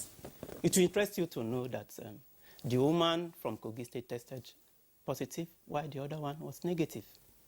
But the same test from the same woman. Then the 4th and 5th patient, for weeks now, I have personally made calls to directors in Gadwa Laboratory, one of the NCDC controlled laboratory. They have refused to give us, other than names of those patients, the identity of these patients. All right. On condition that the patient declined. Wait, because before we go on break, I would like to bring in Dr. Chikwe Ihekwas, because you have raised a lot of issues against NCDC with the background of what happened in Kogi State. You making Nigerians to believe that there was false information with respect to tests carried out by NCDC with respect to the lady you talked about and other patients some of whom have also died. All right, so Dr. Hekwazu, please, this is not necessarily a matter of controversy, but it's a matter of clarity. Let us clear, the air on these issues, because what happened in Kogi some weeks ago actually brought in unnecessary controversy with respect to COVID-19 and how your agency has been operating within this period. So let us know really what the picture was in Kogi, and let's get out of it once and for all. And before you leave, after answering that question, I'd like you also to look at your own personal view of what has transpired in different states. How would you score the states in terms of performance, in terms of adherence to protocol, in terms of facility, and what have you? So thank you very much. I think now is not the time to go into the history of what has gone on in Kogi over the past few months. When we're done with the outbreak, we can go back and review and let history and Nigerians judge how we have led this response. Right now, like my brother, the Honorable Commissioner, has said, who I have worked with very closely for many years. We have 5 million citizens, Nigerian citizens, in Kogi State who need access to care and treatment. And I would like to focus our efforts on doing that. And we have 36 plus 1 states in Nigeria. By far, almost all the states are seeking our support, and we have been providing that support in extremely diligent ways. To say that there's something peculiar in Kogi that is different from every other state in Nigeria and every other in the world, because this is not a Nigerian outbreak, this is a global pandemic. The test that we're doing in Nigeria and in every other state in Nigeria is not a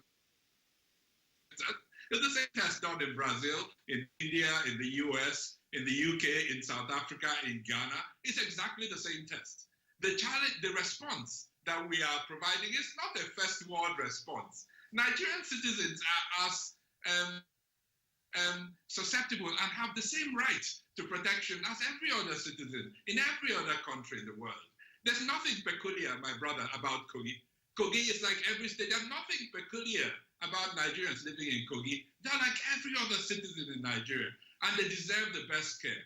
And our responsibility, mine and yours, as healthcare leaders, is to make sure that we deliver this. The mandate of NCDC, like I've always said, is to support the states in their delivery of this leadership. And whenever Kogi is ready to accept that support, we will carry out that mandate that we have sworn to carry out. So we remain able to support the government of Kogi State in protecting the health of their citizens. That is the reason of the existence of NCDC. It brings no benefit for us that we've not been able to do this optimally, but we are confident that we can still turn the tide. And like I said in the beginning, this is not a marathon.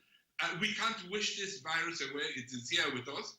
Whether we accept it today or accept it tomorrow or next week, it doesn't change the fact that we have community transmission going on in Nigeria now that is very difficult to stop with the conventional tools that we have. So I continue to appeal to the Honorable Commissioner to work together with us. Let's leave the political leadership to do what they do. Their role is to lead us. Let us, those given the mandate to lead the health sector, do what we need to do, and we can quickly turn the tide on the state of the outbreak in Nigeria. Testing, like I said, is not the response. It's the eye into the outbreak. If we don't test, we are not able to understand the size and spread, the trends over time, the distribution in local government. There's no way we can understand the outbreak. You know, there was a time on this program, everyone was criticizing Kano for their response. And, you know, we sent the biggest team we've ever sent to any state in Kano. Kano state government invested millions of naira. They rose to the challenge. Today, Kano is testing more than any state in Nigeria. They're not finding as many cases anymore. We're confident of their response. And together, you know, the confidence in the Kano response, if you think about how we were talking about Kano a month ago to how we are talking about Kano today, it's incredible. It shows that we can turn this around in certain states. We can turn this around if we work together across federal and state, across partners, across whatever lines we use to distinguish ourselves. And that is really what I keep offering every state in Nigeria, to work together to protect the health of all Nigerian citizens, irrespective of the state they live in. All right, Dr. Ihekwezu, thank you very much there for your response. Gentlemen, we're going to have to take a short break. When we return from the break, we continue with the conversation.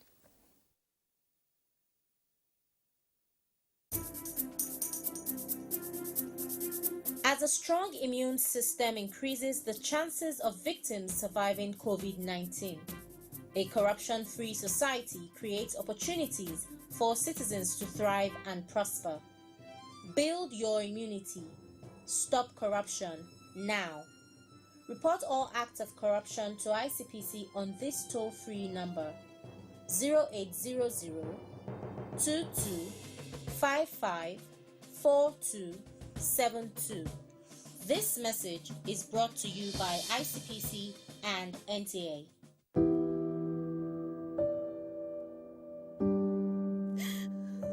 She cried. She cried in anguish and in pain. She bears the scourge of her grief. She toils in vain for justice and succumbs to silence. He gloats over his malady. Like a beast, he pounces with no remorse. Her cry meant nothing.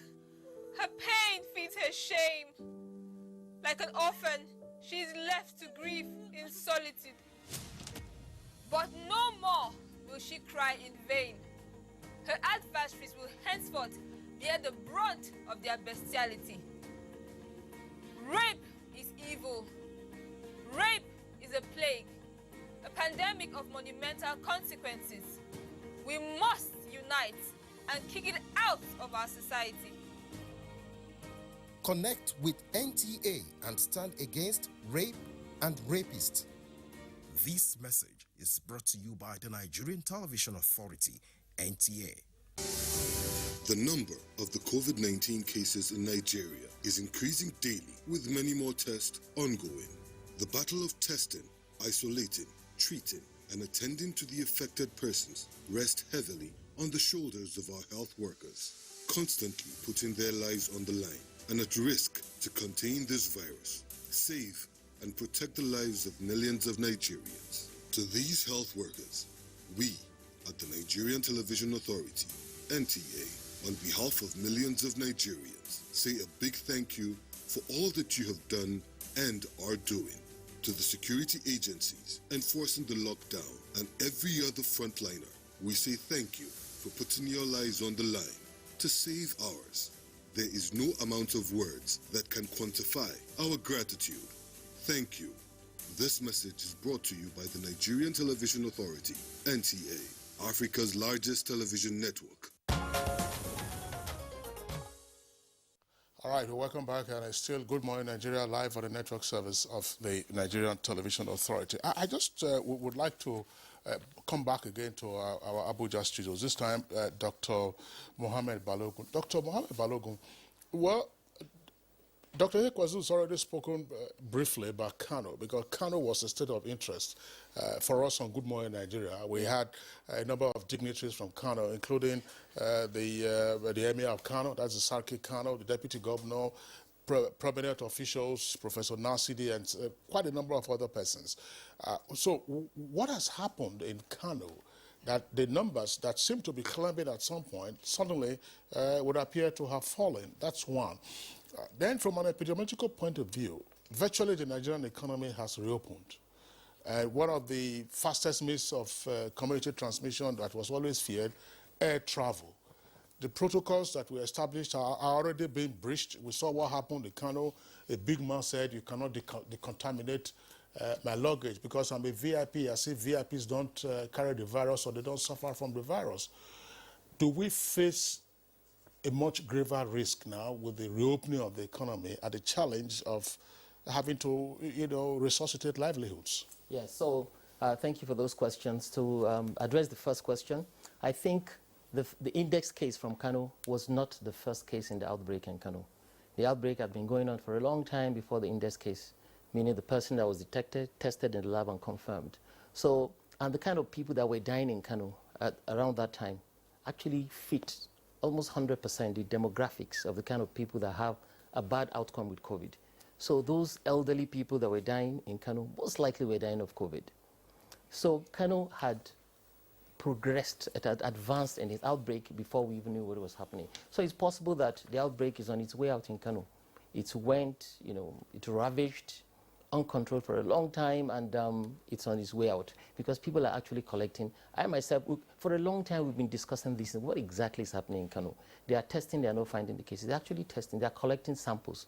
Within a few days, they collect thousands of samples, and they're being tested, and you have a low positivity rate. And that's where everybody is hoping to get to at the end of the day, where you test a lot, but you find a few cases, meaning you are getting over the outbreak. So the data, if we are looking at our data, if we allow our data to guide us, to tell us what is happening in Kano, it seems the outbreak in Kano is on its way down.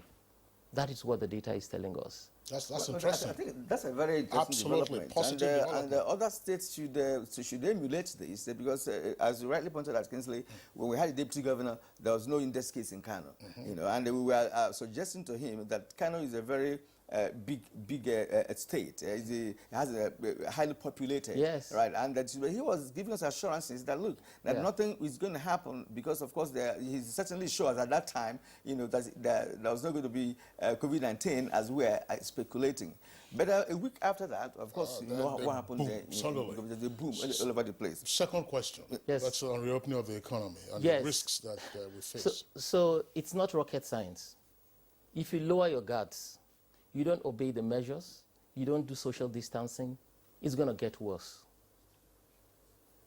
there is nothing that is going to happen beyond that. It's going to get worse. It happened all over the world. In many countries, in North America and Europe, where they opened up, they had to quickly close back because of the surge in cases. So we should expect to see an upsurge of cases in Nigeria because we have opened up, except if we apply those rules, social distancing, hand washing, using face masks, and all the rest of the things that we need to do, even with, you know, these kind of the increased movement of people around the country and the rest of that. So we have to find a way to mitigate. So we are beyond the point of containment. What we are trying to do now is to mitigate, lower the impacts of the outbreak and slow it down as much as possible, so that the healthcare system doesn't get overwhelmed with a high number of people that need attention at the same time.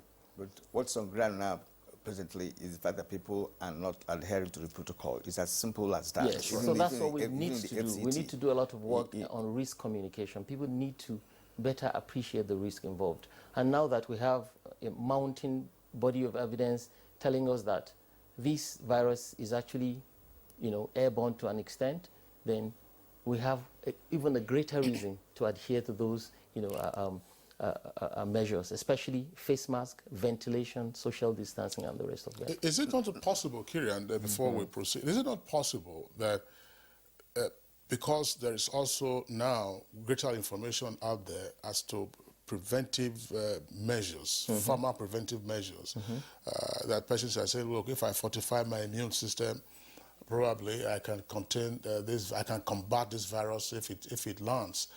It may. You go to the pharmacy shops now, you can't find some of the commonest supplements that ordinarily you would just pick from the shelf. When I saw the price of one the other day, I won't mention the name so that Nigerians will not say I'm prescribing, 8,000 for 50 tablets, you know, another one, 12,000. I said, you are the ones that will swallow these ones, you know. Yeah. And then you have all kinds of prescriptions, expose yourself to sunlight, have some exercise. So all those ones not happen? So we don't recommend those things. They are not part of the recommendations that we give.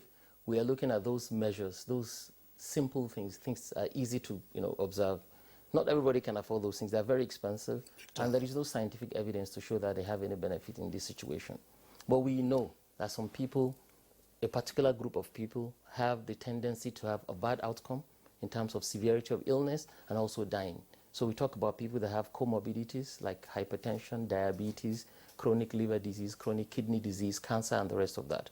So NCDC has actually come up with a guideline to protect these people that we call the vulnerable people. It's there on the website, everybody can look at it, and it's just basically to try and isolate those people that are likely to have a bad outcome. So those are the things that are targeted at specific people that can affect, you know, the outlook of the outcome at the end of the outbreak at the end of the day, because the vast majority of people are asymptomatic or they are mildly symptomatic.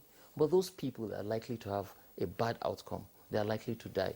We are trying to focus on them, make sure they get access to services in the hospital, make sure we isolate them for the rest of the people that can transmit the disease to them. That's a very important intervention that we're considering. As a matter of fact, from your explanation, you know, Kingsley, it does seem that we are just starting the journey, you know. That's right. That's right. It's a marathon. That's the truth. Just starting the journey of this fight against the coronavirus, indeed. Until at least we have a reliable vaccine. Exactly. And well, the issue of vaccine has even been that of controversy for a long time, you know, that we may not even start discussing that now. Because one man has said in the past that it's only when we get a vaccine that this issue will be solved. And he's also talking about more viruses coming up, you know, because you know, because we have corona, it does not stop other viruses from And I'd like to quickly make a point here. I think one of the great lessons we have learned from this outbreak is we need to build our indigenous or our local capacity to produce pharmaceuticals and biologicals. Exactly. We need to be able to. Do you know that we used to produce our yellow fever vaccines? In Lagos, we're producing yellow fever vaccines, rabies vaccines. The buildings are there, abandoned. Nothing's happening there anymore. Okay. Yeah, so we need to get that back. That's a fine point, because we need to get that back. The NIPRI Director General has also been on this in terms of our medicine security. Yes. Now, Dr. Daniel Umezurike, let's come back to you in Enugu there, and let us know how you are ramping up the issue of testing in Ebonyi State. It's so surprising, really, that Ebonyi has to have the number of cases on record at the moment. And we would like you to also let us know extra efforts being made by your government or task force on COVID-19 in Ebonyi State to see how you can curtail the spread of COVID-19 in that state?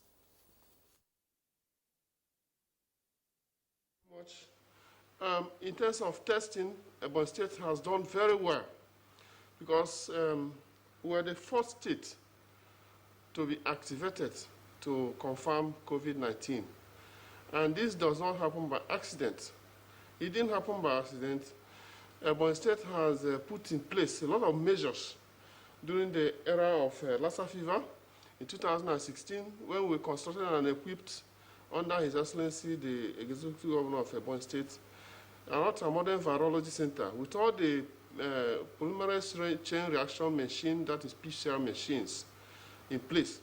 So when the challenge of COVID came up, it was easy for our lab to be activated to confirm COVID-19, and that is what happened.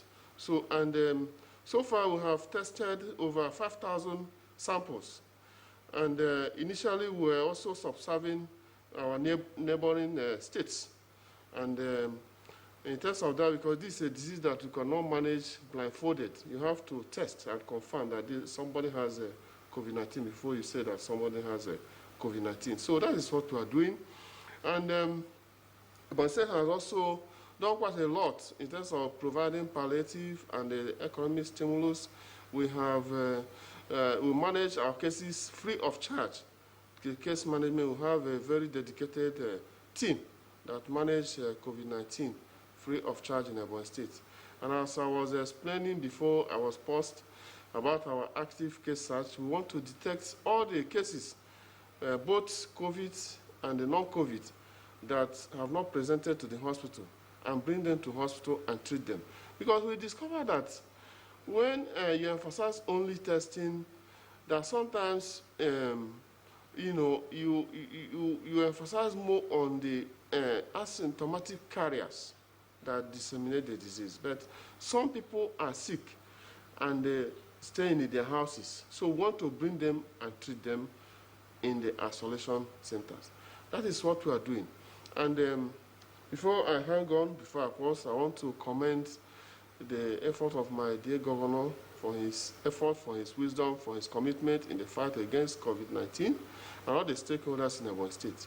And also to say that NCDC under Dr. Chikwe Ihekwazu has done marvelously well, because I've been in the business of this health services, and it hasn't been like that, because I know right from the time we started having Lassa fever in 2005 in Ebonyi State, we didn't have much intervention.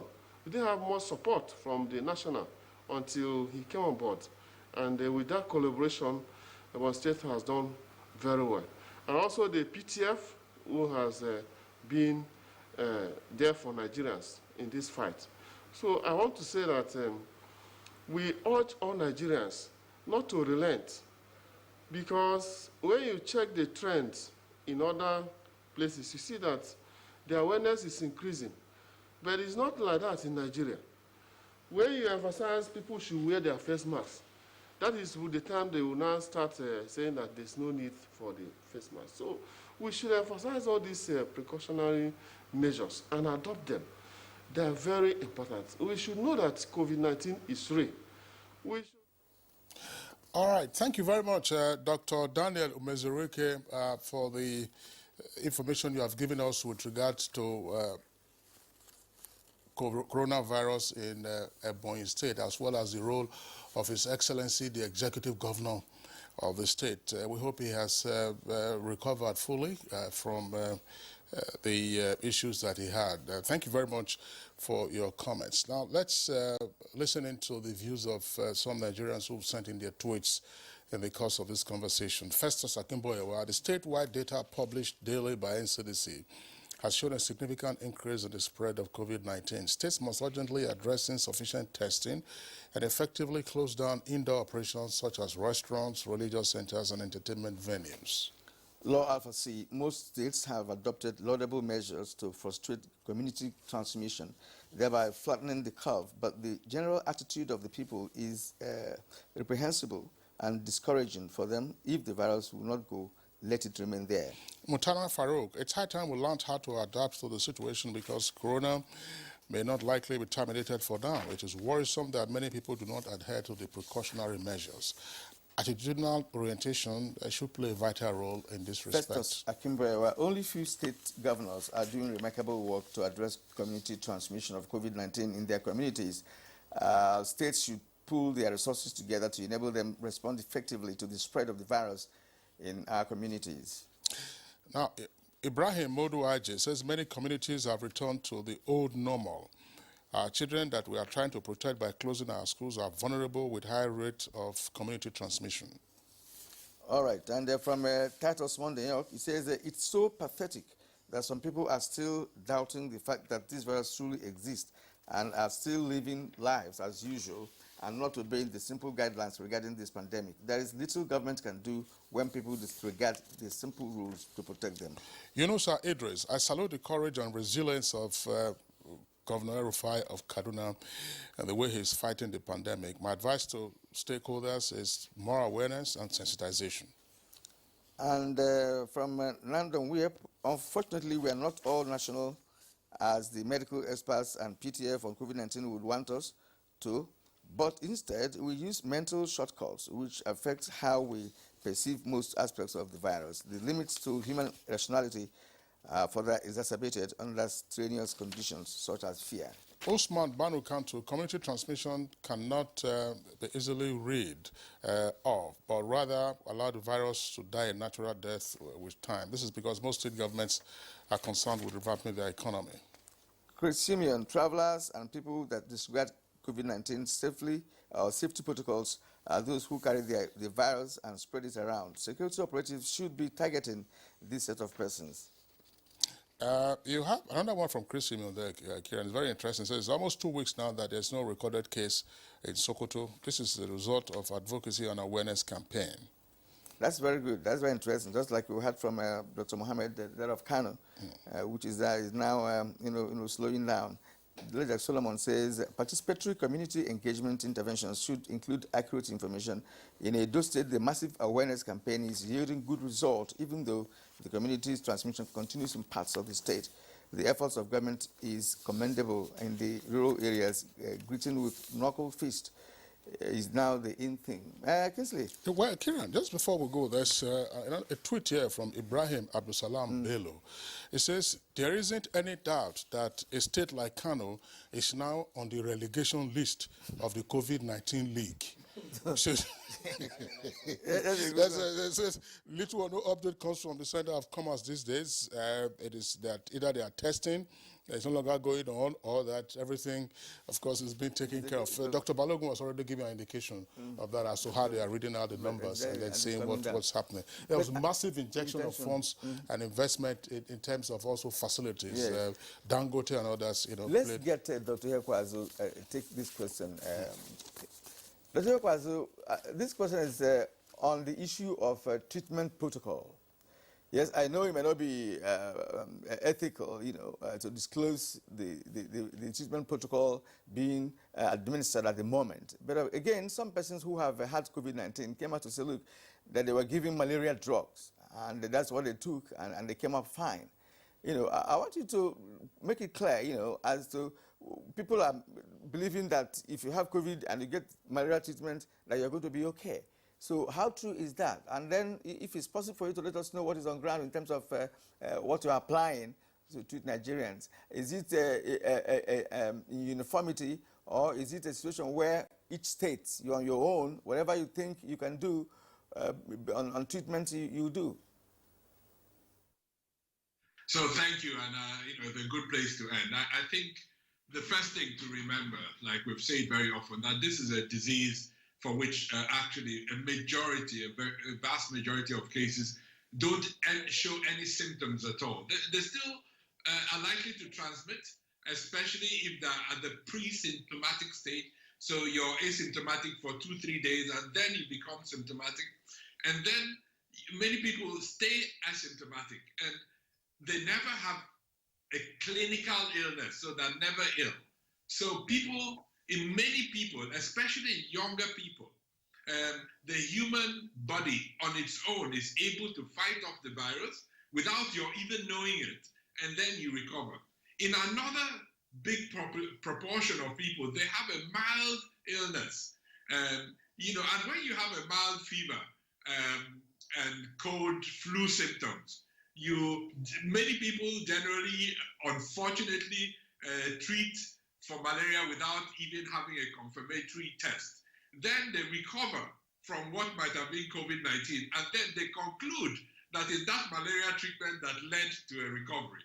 The fact is that they would have recovered anyway, with or without treatment, because they had a virus that led to a mild influenza-like illness. The third category, that is actually a small group of people, 5 to 15%, have a severe illness, of which a small proportion ultimately pay the ultimate price. Now, it is for these severe patients that we have the first two drugs that have any demonstrated impact on a better outcome. The two of them, one is remdesivir, an expensive a drug that was actually discovered tried for Ebola and really didn't show a lot of promise, but has now been shown to reduce the period of hospitalization for those that have COVID-19. But the most interesting impact has been from a drug that we've used for many years, actually, for different other reasons, called dexamethasone.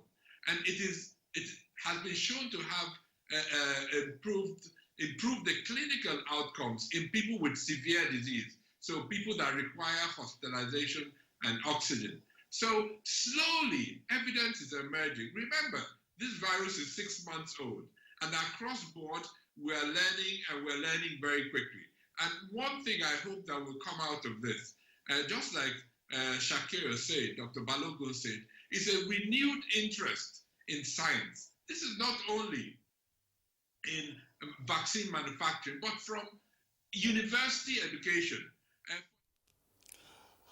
I was wondering, Dr. Ekwazu, we know that you can go on and on telling us this. I was just going to ask you, this is something that has been circulating for a long while.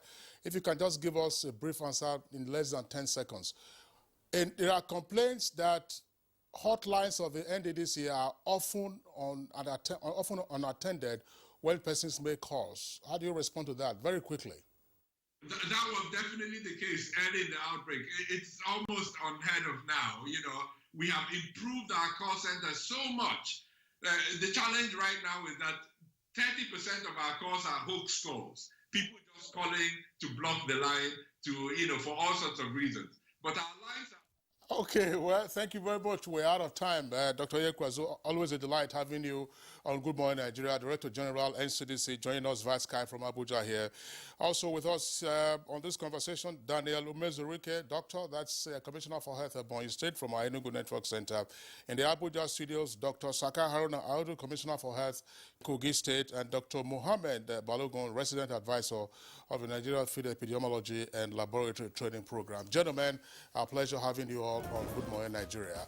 It's on that note we end today's edition of the program. We're back tomorrow same time, 7 o'clock in the morning. Until then, stay safe and be well. I'm Kingsley Osadolo. And I'm Kirian Umayo. Have a wonderful day.